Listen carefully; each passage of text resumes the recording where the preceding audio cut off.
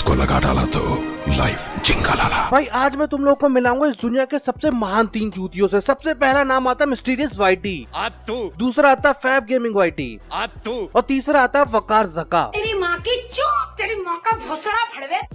तो भाई आज का ये वीडियो बनाने का मेरा सिर्फ इतना मोटिव था कि ये जो लड़की है ना फैब गेमिंग वाइटी, ये एक इंडियन स्ट्रीमर है। ये पबजी मोबाइल खेलती थी, मिस्टीरियस वाइटी के साथ खेलती थी और उसके क्लैन में भी थी। तो ये लड़की क्या करती है, एक पाकिस्तानी शो है वकार ज़का का है द हेडफोन शो, जिसमें वकार ज़का सिर्फ और सिर्फ इंडिया की बेइज्जती करता है, मोदी जी को गाली देता है। तो ये इंडियन लड़की वहाँ पे गई और इंडिया को भला बुरा बोलती है, मजाक उड़ाती है इंडिया का, मोदी जी को गाली देती है, उनको अनाप शनाप बकती है। ठीक है, मैंने ये सब कुछ अपनी पिछली 2 वीडियो में दिखाया था, लेकिन इन्होंने क्या किया, माफी मांगने के बजाय उस वीडियो को टेक डाउन करवा दिया, उस पर स्ट्राइक दिलवा दी वकार ज़का से। मैं उसे वकार ज़का क्यों बुला रहा हूँ, तो वकार झनका है वैंचुद। वो खुद बोलता है ना, जो स्ट्राइक मारता है वो नामर्द होता है, झनखा होता है। वकार ज़का तू झनखा है मेरे लिए, था वैसे भी, और अब तो तूने प्रूव कर दिया। तो इसलिए मैंने सोचा यार उन दोनों वीडियो को कंबाइन ऐसा वीडियो बनाता हूँ जिससे कि उनका कंटेंट भी यूज ना करूँ, स्ट्राइक भी ना मार पाए और तुम लोग को बातें समझ में भी आ जाए। ठीक है, तो मैं यार शुरू से शुरुआत करता हूँ। तो भाई तुम लोग को पहला पार्ट तो समझ में आ गया होगा, जहाँ पे फैब गेमिंग वाइटी यानी कि नाहिद गेमिंग, जो कि इंडिया को बुरा भला बोलती है और पीएम मोदी जी के बारे में बुरा भला बोलती है, उस पे मैंने वीडियो बनाया। उसके बाद उसने कोई सॉरी वॉरी नहीं बोला। उसके बाद उसने किया क्या, उसने अपना इंस्टाग्राम अकाउंट प्राइवेट कर लिया, उसने अपना यूट्यूब चैनल प्राइवेट कर लिया। अब भाई इस बंदी को ढूंढो तो ढूंढो कहाँ, यूट्यूब पे तो है नहीं, इंस्टाग्राम पे तो है नहीं। बसता था भाई, जो थर्ड पार्टी बसती थी वो थी मिस्टीरियस वाइटी, क्योंकि उसके क्लैन में थी, उसके साथ रहती थी, उसके घर में भी रहती थी। ये भी मैंने अपनी पिछली वीडियो में दिखाया था, वो वीडियो देखना हो तो मैं इंस्टाग्राम पे अपलोड कर दूंगा। ठीक है, जाके देख लेना। तो मिस्टीरियस वाइटी ने भी क्या किया, मिस्टीरियस वाइटी ने जितनी भी फोटो उसने खिंचवाई थी नाहिद के साथ, फैब गेमिंग वाइटी के साथ, उन्होंने सारी की सारी फोटो डिलीट कर दी। तो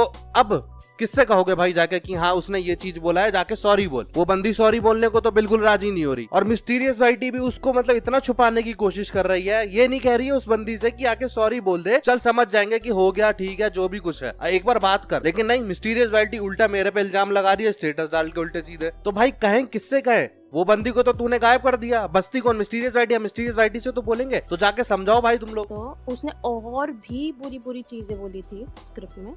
मतलब ये तुम्हारा कहने का मतलब है कि ये सब स्क्रिप्टेड था? Yes, it is all scripted. अच्छा, इसका क्या प्रूफ है?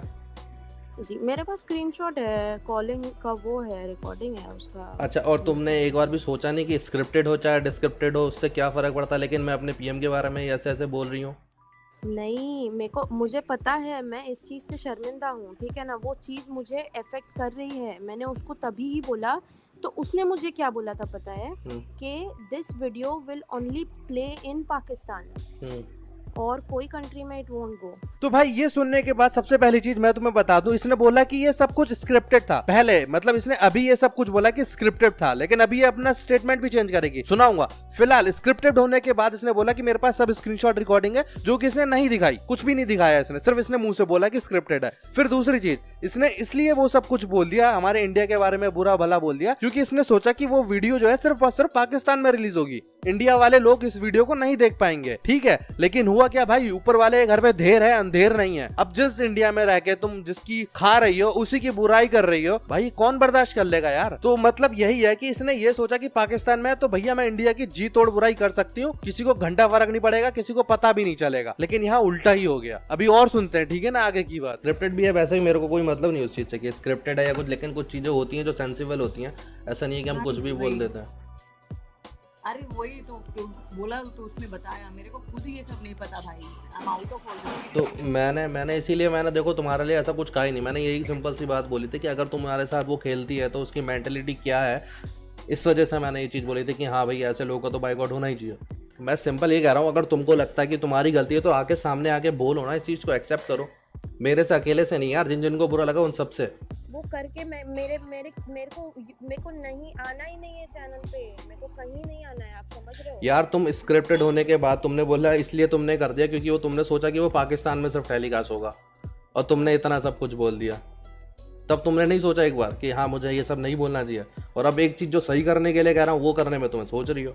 तो भाई सिंपल सा मैं इसको सिर्फ यही समझाना चाह रहा था कि अगर तुमको लगता है कि तुम्हारी गलती है तो भाई आके माफी मांगो उस चीज को। ठीक है, मेरे को अकेले को बुरा नहीं लगा है, बहुत से लोगों को बुरा लगा, तो तुम्हें सबसे सॉरी बोलनी है। तो ये बोलती है कि नहीं मेरे को आगे नहीं आना, मेरे को किसी कुछ बोलना नहीं है, मैं वीडियो नहीं बनाऊंगी। ठीक है, लेकिन लेकिन भाई मुद्दे की बात यह है कि भाई उसके अगले दिन ही ये वकार ज़का के शो में दोबारा गई, उसी पाकिस्तानी शो में जहाँ पे इसने इंडिया के बारे में बुरा वाला बोला था, वहीं पे जाके फिर से ये सिंपैथी गेन करती है ये दिखा के कि इंडिया वाले उसको बुरा भला बोल रहे हैं। ठीक है, नहीं देख रहे हो, मतलब इंसाफ मांगने भी कहाँ गई है जहाँ पे इंडिया की बिल्कुल वैल्यू नहीं समझी जाती है। अब भाई ऐसे लोगों से क्या हम उम्मीद कर सकते हैं, क्या मतलब क्या उम्मीद लगाएं भाई, क्या चाहते क्या है ये लोग। और पता नहीं मिस्टीरियस वाइटी क्यों इसे बचाने में लगी पड़ी है। मुझे तो लग रहा है मिस्टीरियस वाइटी की भी सोच फिर ऐसी ही होगी यार, अगर ये इसके साथ रहती है मिस्टीरियस वाइटी के, तो मिस्टीरियस वाइटी भी यही सोचती होगी, इसीलिए मिस्टीरियस वाइटी इसका साथ दे रही है और मुझे गलत बता रही है। तुम मुझे गलत नहीं बता रही हो यार, तुम मेरे जैसे न जाने कितने जो इंडियंस हैं जो इंडियन को सपोर्ट करते हैं ना, उन सबको गलत बता रही हो अपने आप को सही बताने के चक्कर में। और यार मिस्टीरियस वाइटी, तुमसे एक बात पूछना चाहूंगा, अगर तुम्हें लगता है कि तुम्हारी फ्रेंड इतनी ही सही है तो तुमने इंस्टाग्राम से सारी की सारी फोटो क्यों हटा दी, उसके साथ वाली सारे टैग क्यों हटा दिए? जवाब दो। ये फोटो पड़ी हुई थी ना तुम्हारे इंस्टाग्राम पे, देखो मैंने तुम्हारे इंस्टाग्राम से निकाली थी, पर अब जाके अगर तुम्हारे इंस्टाग्राम पे देखूं तो ये फोटो नहीं मिलेगी मेरे को, किसी को नहीं मिलेगी। ऐसी और भी बहुत सारी फोटो जो तुमने उसके साथ डाली थी, पर अब तुमने हटा दी। क्यों हटा दी भाई?